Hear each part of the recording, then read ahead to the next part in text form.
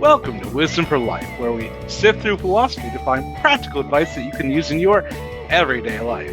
Hi, I'm Dan Hayes. I'm joined by my co-host, Dr. Greg Sadler. Today we're going to be talking about the toll to violations and erosion of norms, which, again, sounds a little bit abstract. This is a topic that we started exploring in our most recent episode, which is the cost of losing norms, whether they're political, social, economic, moral, within a society. And I thought it was a great conversation because we got to talk about business ethics and stakeholders and economic matters, but we really got to widen the conversation, I think. And so that's what we're going to try to do today. And we were, I guess you could say our motivation was seeing what's happening around us, right? Mm-hmm. And conversations that we're having with other people, because we're in a really, really weird time in 2025 under this new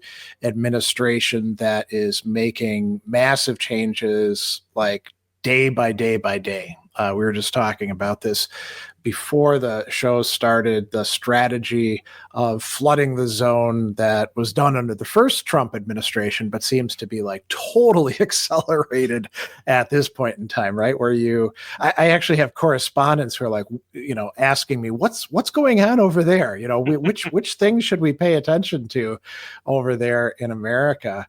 You can't ever know exactly which one it is. Yeah. And sometimes I'm actually surprised, like, they on some topics have better news for America than we do. And they'll be like, hey, did you see that the administration did this? And I'll be like, that hasn't come across my proverbial desk yet. I don't know. Are you running into that at all? Or I guess I do enjoy listening to the BBC. Okay. And so I guess I've always got a little bit of a transatlantic perspective going on. I haven't had that specific experience that you just spoke of yet, but definitely, there's so much that it could easily fall through the cracks. Yeah, and that's another thing too. There's so many news stories that they're getting in the way of other news stories, we could say, right? So we're going to look in this episode at the effects of, whatever we want to call it, violation, erosion, breakdown of long-standing norms. And we're going to bring in some theoretical perspectives to talk about this. And we're also going to talk about some of the common cognitive and emotional effects that's having on us here in the States. And by the end of the show, we'll talk about what we can do about that. But I think we didn't go maybe far enough into, let's call it an analysis or diagnosis of just what the hell is going on, and why is it having these effects last time, right? Yeah, I guess we were trying to kind of like broach the issue by saying, hey, these are things that actually result in really negative outcomes for those in the business community, but then it will also, like, this is now our lead into, okay, now let's look at it in a more like modern, real day situation, and how these big norms, changes, failures of to uphold norms, and these big sea changes in what is acceptable or not, is then going to result in us not trusting each other and breaking down large societal institutions that are, not just governmental, but like everything in society. Yeah. And then I think people don't realize how important they are until they're gone. If you look at societies that don't have them, or where they did have them and then they broke down, it's hard to grasp what the loss of them is actually going to mean for people, I think, in a lot of cases. So yeah, so there's a lot to talk about, I think. Some of the things that are happening are not like radically new. So we don't want to suggest that, 2025 was the year where suddenly everything was going along swimmingly and then it took a sudden right turn and now everything is crazy. I mean, some of these things have been going on for decades and decades, and we've done shows about some of these. So a great example is technological transformations. AI is on everybody's mind and on the proverbial lips, I guess you could say, the keyboards of a ton of people who are, either it's the end of the world or it's amazing or somewhere in between. We're all going to get replaced by it. We did a show about that quite a while and back. and just as you said, like it's been a topic of study for a good 40-50 years, but only now has it both hit a certain technological hurdles as well as, I guess, surmounted those technological hurdles, and then also been given just a metric load of cash infusion that is now hitting the mainstream in a way that is very new. It's interesting when you say you're totally right. All this venture capital money and some governmental money flowed into it. And what that translates into is tons and tons of power and, I mean, electrical power. Mm-hmm. And then we could say computing power and bandwidth that is being devoted to it. I actually saw a really funny story that's now already been turned into a meme where apparently, and you probably know more about this and the ins and outs of it than I do, was it OpenAI? Their head was saying, please don't say please and thank you to the AI because you're taking up extra computing power and it's costing us money, right? And so everyone, of course, that's the worst thing he could have possibly done, because then everyone is like, now, please thank you, computer, and doing all that sort of stuff. I'm going to stop you there. Because he actually said it's okay. He's happy to spend is it? Okay. the tens of millions or hundreds of millions of dollars in order to have the computer respond to so the memers, they've been misleading us on that one, right? I'm not sure. I haven't seen those particular memes, but we swim in different circles of the internet sometimes. Yeah. But I mean, it just goes to show you just how rapid the transformation has been. And I think, people get really worried about this when we're entering a territory where we don't really have working norms, right? Mm-hmm. With AI, I think people who know a lot about it and are working within it, they have sort of norms in place that they can trust. But the average person on the street doesn't know whether some AI is going to replace their job and what that'll look like, or when they interact with it, what is it paying attention to? And all of our devices have been listening to us for a long time, right? So there's that, economic issues, so we have tariffs now, and that's introducing tons and tons of uncertainty. We're in trade wars. And so, we're not sure whether we're going to have empty shelves or how much things. What's that? We're pulling out of NATO, and that's the basis for our international, security and whatnot. Yeah, but I mean, some of these things. So the NATO thing is a I would say a Trump thing. That's relatively new. Sure. People have complained about, America does too much, Europeans don't do enough for a while, but he's the one who kind of pulled the trigger. But economic stagnation in terms of wages, that's been going on for basically our whole lives. Ever since at least before NAFTA 1.0. Oh, long before that. I would say it started in the 1980s, the big, stratification and slowdown. I mean, people were getting paid a lot better for jobs, and minimum wage actually meant something, say, in the 1970s. But then, as inflation has crept up and wages haven't adequately increased, and workers have become much more productive over time. That's been going on for a long time. Reductions in consumer protections started in the 1980s, has continued for a long time in all sorts of areas. Inflation in education, housing, medical, that's been going on for a long time. So these are not like radically new. Mm-hmm. But, it does seem to a lot of people like we've reached a kind of tipping point where they trusted that things were workable and that they had some sense of what their future would look like, and that they had some control over the big things that like determine what their lives look like, or opportunities, or outcomes or jobs. I mean, it's, we don't really say this to our students, but it is kind of a reality that the college students who are entering right now and majoring in XYZ, and not things that are like age old things like the humanities, but this particular medical thing or this particular business thing or this particular computer science thing, we don't really know that their jobs that they're preparing for are going to exist 10 to 15 years from now.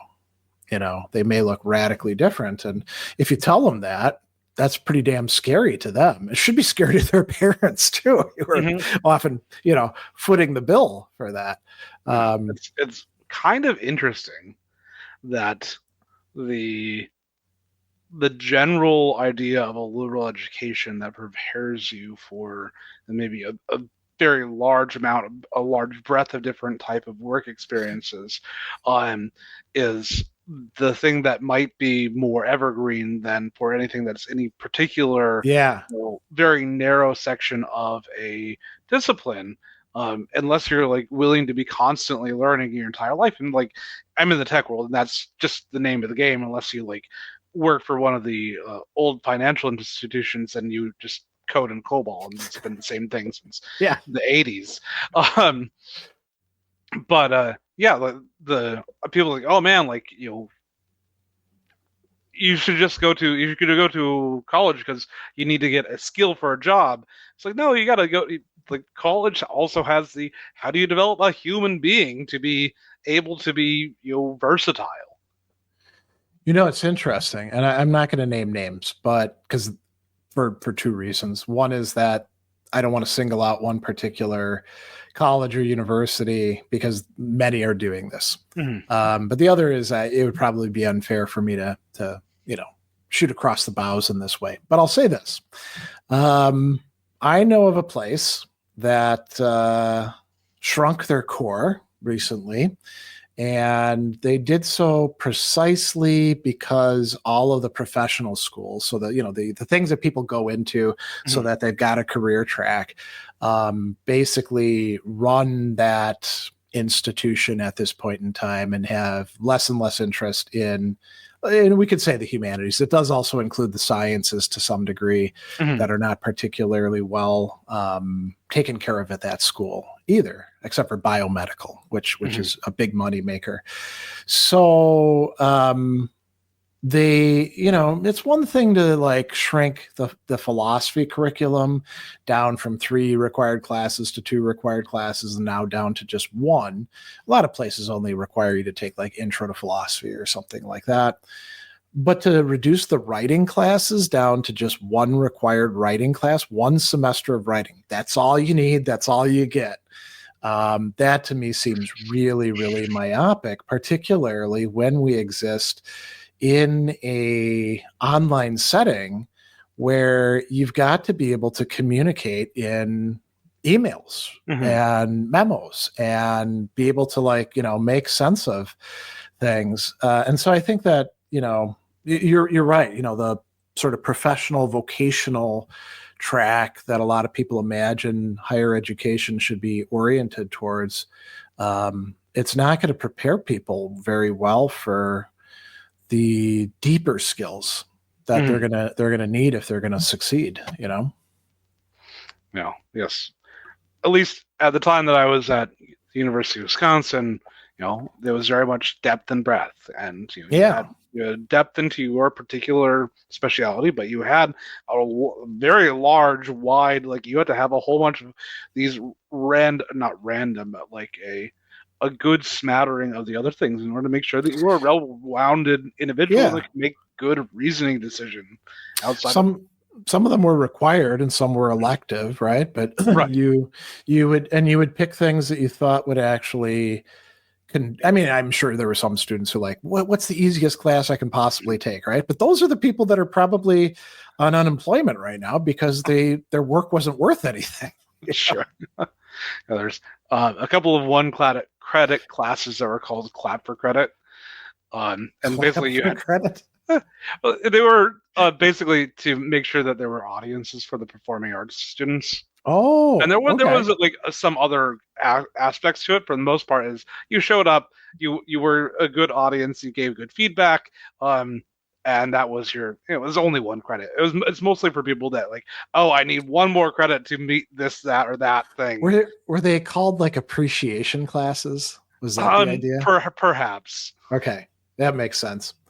I mean, my dad, I don't know if he made this story up or not, but I don't think that he did. He went to UW Madison back in the 60s, and he told me about taking a one credit class in ice cream making Oh yeah. as an elective, you know? Yeah. And he Uh-huh. was like, Yeah. well, that was awesome. Oh yeah. No, that is a coveted class. Is it really? That's Oh so that's not yeah.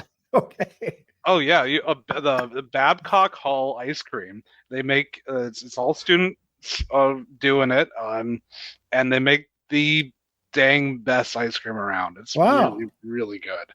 Okay. See, learn something new. Now, heading back into our topic. So, we've got a lot of things going on for a while. And I think we could look at our political and social system as something that for a lot of people they don't fully understand it. I mean, I don't claim that I fully understand these systems either, but it has kind of like a stabilizing function in fairly normal times. There have been times in American history, Civil War, the Great Depression, where like everything is crazy and things have to be reconfigured. But I think a lot of people think that so long as we can actually get redress for problems, and if we need to use the courts, we can do that. Things will be more or less okay, even if they're not optimal. And there have always been some people kind of shut out of that. But when we get, really radical political changes that are coming along, like the ones that we're seeing people either making happen right now or proposing ought to happen, and they start disrupting things, then people start to feel like you can't rely on the political system. So freezing all of these various accounts that then fed into a million different grants and Mhm. places that all, federal, state, local governments, all sorts of non-government organizations were dependent on. That really screwed things up in a lot of ways, and that's just one example. And when the people who are carrying out the changes don't seem reliable or competent or trustworthy or motivated by goodwill, or not really focused on what the community needs but just their own interest groups, then I think that makes people more distrustful. Even if you belong to that group, you can't be sure that somebody isn't going to like freeze you out. Yeah. And you know So, for example, we got like two groups of things. We got kind of our death by a thousand cuts, which are all these little things that just like you either pull funding from or you get rid of the people that are actually supposed to like push things through the bureaucracy to make sure that like certain funds and services make it to you. the Uh, institutional knowledge people, yeah. yeah. And like usually like the Wisconsin DMV is pretty dang good, but like you hear like stories like of like how bad DMVs were. Now think of like if you have half the staff there and you're still trying to get your dang license plate. Yeah. Is that actually going to happen this time this century? Who knows? But then the second group are like the big things. And like, I'd say that one of the big things that happened recently was in Arkansas, and they had a whole bunch of tornadoes come through. The governor, Governor Sanders, um, asks for a emergency declaration so that they can get federal funds, and the federal government goes, "No, we're not going to do that." And so like that's a we've had this massive thing happen. Also, like in North Carolina, they had that flooding, Right. Yeah. and that still is like really unresolved.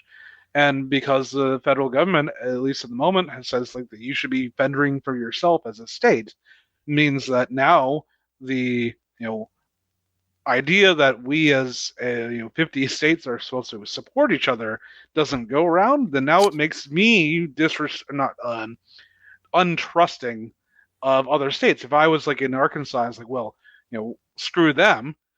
why should I want to help someone else if no one else is going to help me? If there's no reciprocity here, Yeah. it tribalizes. And I think it sends a message outside of like that particular area. So if they are going to do this in terms of disaster management and dispersing funds to help people out in places like that, why wouldn't they next week do that in terms of Social Security and not making sure that the checks go out? Or pick any particular thing that you want. So it's like there's a meta norm that's being destroyed or eroded, that you can actually trust that arrangements that we've had in place are going to more or less continue in place. It seems like it puts everything up for grabs. And I think that a lot of us can deal with that adequately using various resources that we have, rational thinking, building up certain habits, not allowing our emotions to, lead us astray. But I think there's also a large population in any country where they're not equipped to deal with that. And, it leads to a lot of like second order disruptions, you could say, So I think, there's a lot of worry about this. And we did talk about what some of the effects of this erosion of norms are. And I think we should, reiterate some of that and maybe talk a little bit more about it as well. So, we can see that there are emotional effects, when you make it difficult for people to get what it is that they need, they feel fear. They feel anxiety. Some have anger and they're not quite sure who to direct it at. Should they direct it at the federal government? Should they direct it at the DMV that now has half the staff? Should they direct it at the people involved? Envy, somebody else seems to have it better than I do. I don't like that. Sort of maliciousness. There's always some bad actors who are just, waiting for an excuse to lash out at people.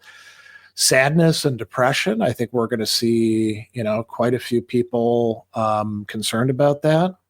And then despair, this overall, despair can be understood as a lack of hope, a lack of thinking that things are going to continue on in a reliable way or maybe even get better, And I think one of the major factors of that recently is a number of the times where the courts have been ignored. And so if you have a hope that at least we have some sort of rule of law and that no one's above the law themselves, and that you have the ability to have a redress of grievances through a impartial third party, and you have that, they rule, and the person that was found to be lacking continues to do that, then there's that it really contributes to that lack of hope. It is a major force of that despair. That's right. Yeah, I guess you could say the courts traditionally in a democracy like ours have been viewed as like that's where the buck stops, and what we've seen recently is, here in Milwaukee, we've got an attack on the very court system itself with a sitting judge being arrested on pretty flimsy charges that don't look like they're gonna stand up, right? But it's almost like a direct invasion of the court system. We have a Supreme Court decision with a court that includes 3 people picked by the current president that was unanimous, saying you need to stop what you're doing and bring this guy back who you illegally deported to a terrible prison. And the president has just basically said, screw you. I'm not going to follow that. And when you do stuff like that, some people are pointing out, well, wait until the Democrats are back in power, then they can ignore everything. They typically don't. Right. But let's say they did. That's not going to make anything better. We're just going to have even more and more breakdown. The question is, how do we actually get back to a place where we can say, yeah, we know how the system works, and it may be not completely fair, but it's not like totally rigged or totally captured by the person in power, you know? Sometimes it feels like you gotta like move so far that like it snaps even the people that were sort of radicalized by them out of it and like realize how screwed it up. But like sometimes like you had to have a third party come in and do that. But how can you do that to the United States? Yeah, I mean, we don't have any viable third parties, whether we understand it in the political sense of a alternate party to Democrats and Republicans, or even like a third party, you know, in the sense of an impartial judge who could come in part because things have become so factionalized. And I was thinking like an outsider, like something UN or some third party country to do that. Think of ends of wars, basically. I mean, the only way that would happen would be if we got so economically bankrupt that, I don't know, the IMF could, come in and dictate stuff to us the way they do to other countries, or if we got conquered by somebody else. I can't picture either current party going along with that. Right. And if they favored either party, the other party would be like, "See, I knew they were on their side," and that's part of why we're in such a dangerous situation. Yeah. I think this like disregarding norms has been going on for a while, but it's accelerated now. Maybe we have crossed a kind of threshold. So all these, emotional responses, if people already have trouble with anger management or with, depression or anxiety, I could see how this could like feed into that more, You were writing about like how not only is all these like kind of negative emotions that it engenders in a large part of the populace, but also conversely, the winning sides getting certain positive emotions from dunking on their opponents, or the whole owning the libs, or the idea of Schadenfreude, and how much will you spite your own face to, or was it cut off your nose to spite your own face? Yeah, I think there's a lot of that going on. So great example is the people who voted for Trump thinking that tariffs would be a really great thing because they believed the idea that it's a tax that the other country pays, which is patently false. And they could have known that. Now we're suddenly getting sticker shock when they're going to try to buy products. And in certain sectors of the economy, like agriculture, which tends to be pretty hard red, they're like, holy crap, we might go bankrupt. This isn't what we voted for. And then you say, well, this is actually what you voted for. That's what people were telling you. But there's like still so much glee that, we showed those liberals or the radical left, or pick whatever other boogeyman you want. And a lot of people really did vote against their own interests in this election, and the administration is, I suppose there's at least a certain kind of, what would you call it?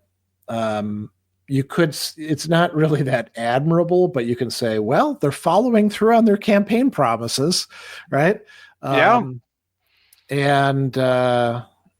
they're being pretty consequential with it, pretty consistent. But it's to take joy, pride in other people's suffering. It's not going to make anything better, what it does is it generates even more fear, because you could be like, wow, if I get on their wrong side, then I'm going to be the one who they're happy to send off to prison or, destroy my livelihood or whatever.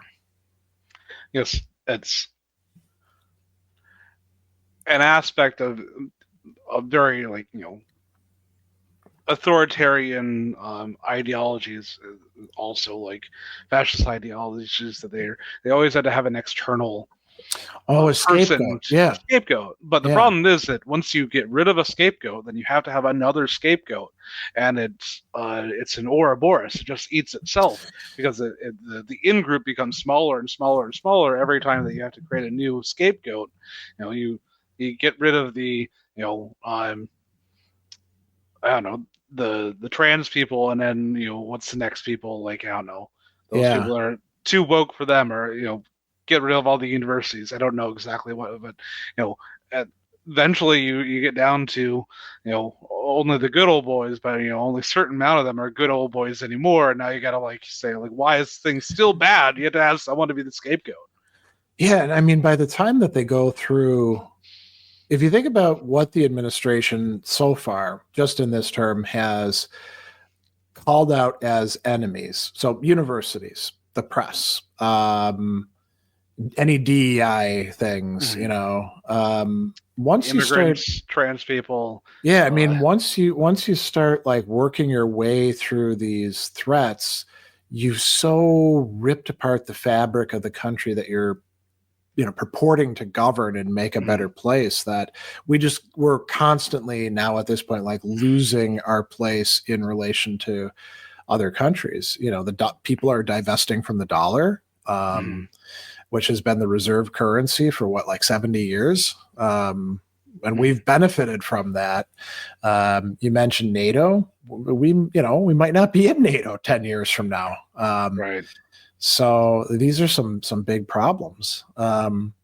There's a number of cognitive effects as well that we've talked about. People start believing all sorts of crazy stuff despite the evidence in front of them. Some people are thinking that tariffs are working great, that Doge has uncovered all this corruption, when really it's actually cost us a ton of money in lost opportunities and things that are going to take a while to repair. Hiring people back who got fired, that's a big problem as well.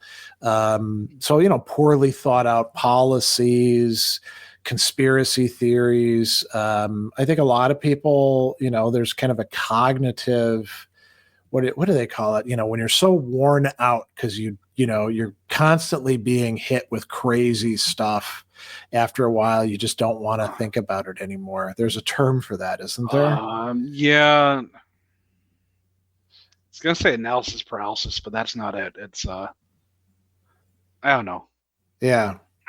But I mean, I think that's whether that's the intent or that's just what's happening. That is the effect that's taking place, And you mentioned, I think, the word tribalism earlier. We do see a erosion, a shrinking of our focus of communities. If I can't trust that my neighbors aren't going to at one point or another turn me in for saying the wrong thing or having something critical of the administration on my phone, I'm going to trust them less and interact with them less and, not value their outcomes. And I think what we're seeing is in some places a great increase in tribalism,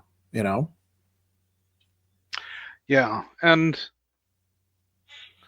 that's once again, it just feeds into this kind of like, us versus them. I guess this is one of the nice things that we had about once the USSR used to be here. We had an enemy that we could agree on that was external, and now all the enemies are internal, or the vast majority of our enemies are internal. And that's just a recipe for tearing everything apart. And we make really bad, long-term decisions when we're thinking about short-term tribalistic decisions. It's just going to cause us all pain down the road. Yeah, and it tends to promote some of those emotions as well, particularly envy, right? There's a lot of people who, take DEI initiatives, right? Mm-hmm. On the whole, I don't there, I've seen some kind of kooky stuff with that where people were being, promoted. I mean, academia is full of Mm-hmm. things like that where people are like, hey, you should read this book because it's by this kind of author, Mm-hmm. and it turns out not to be a very good book. And maybe they got some of their promotion because of belonging to the right class, but that tends to be outliers. Mm-hmm. A lot of DEI stuff was actually just like redressing historical imbalances and trying to get a better talent pool, Yeah. frankly, because it doesn't always have to be well-connected white guys who should run everything, Yeah, what is it? WASP, white affluent. Oh no, Uh, white Anglo-Saxon Protestant was what WASP was yeah. back when Catholics used to be discriminated against. What was Um, the one for white male college students, or is it just white affluent?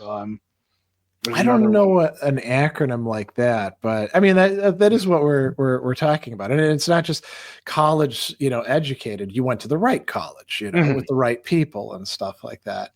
And so coming back to this, a lot of that was just fine. It wasn't like taking away everybody, every white male's opportunity to go to law school or something like that. There were still plenty of white males going to law school, medical school, pick whatever you want, Mm-hmm. getting promoted to military ranks. But the backlash against it has just been insane. Mm-hmm. Scrubbing websites of any references to like, women in the military or black people or stuff like that, because like everything's now sort of retrospectively a DEI hire. Mm-hmm. Well, what does that come from? It comes from a kind of invidiousness, which is a fancy way of saying being envious and thinking somebody else is getting something that I'm not getting, when Mm-hmm. probably you don't have any. I mean, if I want to complain that like I didn't get asked to give a talk at Harvard, I don't think that Harvard is out there looking and saying, we would have asked, Greg Sadler to come and give a talk about something, but instead we wanted to hire somebody who's been an underrepresented minority. I'm not even on their radar, Um, I guess. so I'm not losing anything by, I don't know, Cornell West getting to give a talk there, So Yes. It seems interesting that if you think that every minority or every woman who ever got a position only got it because of their minority or yeah, whatever status, means that you think that by merit, white men will always be the better choice, that's one of and the that assumptions. Yeah, yes, and yeah, so I guess I I don't find that to be true, and like if you would, I guess that's the whole thing, that if you open up the pool, yeah, then if you're actually finding the merit-based people, you shouldn't have any problem about that if you think that is true. yeah. I mean, I've worked in academia. I've worked in business settings for quite a long time. I've also worked a lot of kind of what we'll just call them like not so great jobs, just manual labor sort of thing. And I'll tell you what I've observed, and this is just my point of view, is that talent is pretty evenly spread. And so is work ethic, and so is anything else that we'd say Mm-hmm. matters. Rarely has anything to do with gender, ethnicity, or anything like that. And it certainly doesn't have anything to do with like what school you went to. I've Mm-hmm. found that people from Ivy League schools tend not to be any smarter than people who went to state schools. They're just better connected. But I mean, that's a whole other topic for Right. down the line. Well, we've talked about it a bit in the past as well. Yeah. So let's talk about some theoretical perspectives that might be helpful for thinking about these matters. So I thought, because I'm somebody who does a lot of work on Aristotle, that I recognize something in here that Aristotle calls stasis, which means it's translated sometimes as revolution, but societal breakdown is a better way of Mm-hmm. understanding it. And Aristotle lived in a time when Greek city states would, in fact, like they couldn't get their stuff together and stay effective as a community, and they would break down. because one group, had grievances against another, wanted to take power, thought that they were being shut out. And so he observed that different main groups in a city or society will have not only different interests, but different ideas about what justice ought to look like. So, to go back to the DEI thing, right? If you think that everything was great back in the 50s when a lot of people were basically shut out on the basis of race or gender or stuff like that, then that's a view of justice, right? Mm-hmm. And there are some people today who want to return to that. They're very explicit about that. They're like, things were much better back then when everybody knew their place, right? And then there's others who are like, we want an egalitarian society where people get to contribute based on their ability to contribute and their talent and their, willingness to work. That's a different view of justice. And so Aristotle focused on classes. So he's like, there's the many, and then there's the rich, the powerful, and they're both they both have something to their point of view, but they're also both wrong in that they think that they're automatically right about stuff. And when the differences get bad enough, then at least one of the groups is going to try to take over and impose its view of justice on the rest. And then we get a breakdown because the other people are usually like, screw you, I don't want things to be that way. And so you get like civil war or insurrection. And if the one group is successful, you get a new kind of city. So you could go from being a democracy to an oligarchy, or a tyranny, which is possible for us too, Reminds me of there's Professor Walter Schneidel. He wrote a book recently talking about like the differences or like the relationship between like inequality in wealth and income versus the breakdown of society. And he focuses on like the last 200 years because we have better data about that. That makes sense. Yeah. But he also went with you got together with a whole bunch of other like historians to try to like get more and more data. It's weighted less because they don't have as much information. But like basically the thesis of the work is that it's almost universally true that violence has been necessary to ensure the redistribution of wealth at any point in time. And that wealth reinforces power, which reinforces wealth. And at some point in time, like as you're talking about, like the stasis, that you have one group that is, entrenched itself, and the other group thinks that they are getting a really raw deal, and either you have people like be kind of level-headed about this and try to actually figure this out, or you have violence. That's the thing. If you don't figure out how to work it out like decent human beings who may not see eye to eye, but are at least willing to say, I will listen to you. I'm not just going to kill you or shut you out. It's going to lead to violence eventually. Because what other option is there, Just suck it up and say, okay, you guys win.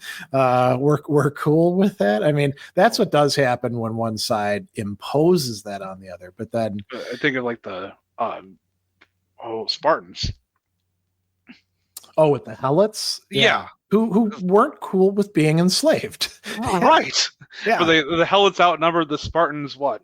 7-1, I think, was the number and so often talked about. Yeah. Yeah. And so like you had this ruling class and the slave class, and they just like ratcheted up the enforcement to make sure that their iron grip would never be lost. Yeah. It's interesting. And this is a bit of a digression, but with like talking about the Spartans, because there's a lot of mostly guys out there who are like, oh, the Spartan's so cool, man. I want to be a Spartan. Molonlabe, By the time of Plato and Aristotle, the really deep fundamental problems with Spartan society were becoming very, very clear. Plato in the Republic singles them out as like, you know, an example of how you move from a honor-based society to a wealth-based society, because everybody's trying to enrich themselves. They're not really about honor. Aristotle says that the Spartans, one of their fundamental mistakes was to make victory in warfare the like sole center of their society, and it hollowed them out and effectively ruined them, you know. So great philosophers are like, yeah, you don't want to go the Spartan route. They seem really tough, but they're a terrible society. And then interestingly, the Spartans got by for a long time on that reputation of toughness. So like people would, you know, face off against them and they'd be like, oh shit, it's the Spartans. And, you know, they'd come into clashes, and then, you know, they would, you know, they'd push back and forth. And then the other side would be like, oh, it's Spartans. They're probably going to kill us. Let's take off. So the Spartans got, you know, a lot of victories that way. When they actually faced the Thebans later on, and the Thebans just like mauled their butts, that was it. Things were over for the Spartan, you know, reputation and all that, and they had nothing left to draw upon, you know, as a society.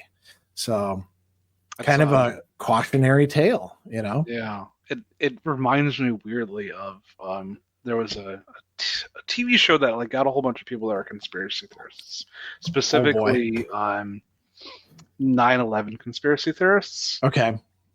Together, and they gave them all this information and gave them interviews with all the people who lost their loved ones and whatnot. And I want to say there's about 10 of these guys that were all like really deep into this, and only one of them changed their view. And the only one that changed their view was someone that already had another organization or group in which he had high status in, because all the other guys were leaders in this, like, you know, conspiracy the truther movement. Yeah. And so they had value in it, and if they gave up their belief, they would lose their status and their community.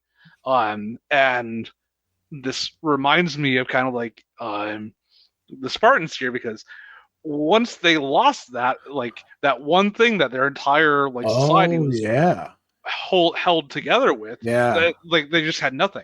Whereas this other guy, he had another like social group that he could be a part of and had status in, and because he had this outlet for that, he was the one who's like, oh, I can actually look at this rationally. He was given all the information and was able to give up that belief. You know, that's a good like transition to thinking back about this big problem that we're diagnosing here, because, you know, sort of a let's call it a confidence in, I may not be like totally happy with how the things work out, but I'm in a system that at least has options, is fair, I can rely upon. Maybe that's the thing that we're seeing like disappearing. And I think there's a lot that people can get through in terms of challenges, like, you know, dealing with healthcare, and, you know, the hospitals are soaking you for money, and life is rough. But if you can have an overall view that like there's a place for you, that things make sense.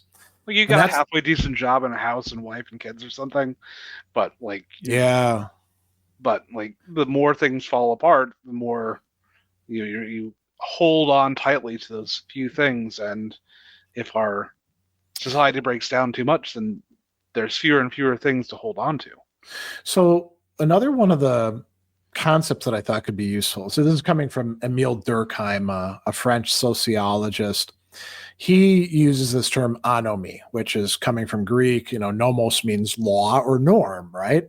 And then as is a privative. And he was saying that one of the things that happens in modern society is kind of you know, breakdown or uprooting of moral values and standards or guidance that people could get easily from like traditions or the communities that they belong to. And, you know, things start to get shaky and much more loose and open. right? Mm-hmm. And that's not necessarily a bad thing, because what if you belong to a society where your norms suck? It's nice to actually have some options, right? And a lot of people thought of it in terms of like normlessness, having no norms whatsoever. And you do see a lot of cultural conservatives like say, oh, we live in a nihilistic age, nobody believes in anything anymore. But Durkheim didn't think that. He actually thought, that sort of normlessness is just a symptom of anomie. And he thought of it in terms of two things. One was people having desires that they don't really know how to manage anymore. We have certain basic, human needs. Meaning is one of them, right? So, Mm-hmm. like, if you could find your meaning by having a job that you could rely on, and you understand your place. Maybe you don't like the boss or something like that, but you know where you fit in. You've got something that satisfies your desires. And he says, well, what often happens when we lose that structure is the desires just kind of go in random directions, and there's nothing to hold them back. And so anomie is kind of a mismatch. This is the second thing, right? So you can have a society that's too rigid that produces that, but you can also have societies that are too open. What he didn't talk about is like living in a society where anybody who's higher up than you can like pull the rug out on things that you are taking for granted, like getting your social security check, or that you can go to the VA for healthcare if you're a veteran, or we could go down the line. The USDA will actually pay out the money that it's had set aside by Congress for important things having to do with food waste, for example. Mm-hmm. And so, when that's going on, I think we are living in a time of something like Durkheimian anomie increasing. And that's probably what motivates a lot of the people on the right. They've seen that for a while in certain venues, and they're like, we need something strong, something that's going to hold things in place. And they pick the wrong solution to things that's just not going to help. Yeah. And they've doubled down on it so many times they can't bear to think that they could have made the wrong choice. But for the rest of us who aren't that minority, things can look really scary, right? We can't trust that things are going to be better 5 years from now than they are today. It's already having like if you look at the economic reports, kids that are getting out of college right now, or like I guess it's even down to what Gen, the millennials, or no, sorry, the the Gen Zoomers, Z. Yeah. I'm a millennial. They're they're standard of living is less than their parents. So that's like the first time it's actually happened. Like I think for us, no, that's been going down since Generation X. Well, like the amount that they were increasing, but like I think it's finally like on average you're making like worse and worse. No, it's been getting worse and worse. It's just been accelerating. Okay. The boomers were the ones who had it best, and there were already some warning signs, like with housing costs and health insurance, and student debt and stuff like that for the Gen X, right? And then the millennials had it worse than Gen X, and the Zoomers are pretty well screwed, unfortunately. Maybe the thing that I saw was it's the worst it's ever been. Oh, that's right. I mean, objectively speaking, yeah.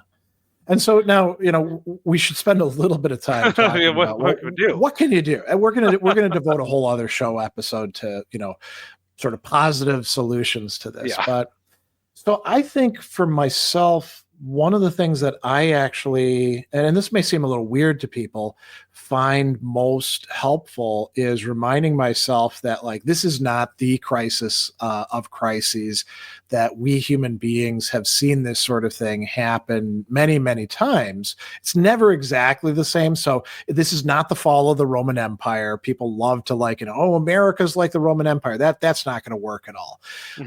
But I like actually take some consolation in the fact that like Augustine of Hippo saw Rome get sacked and things just like going to crap. And yet we're still reading him today. So it's not like everything falls apart and goes to crap.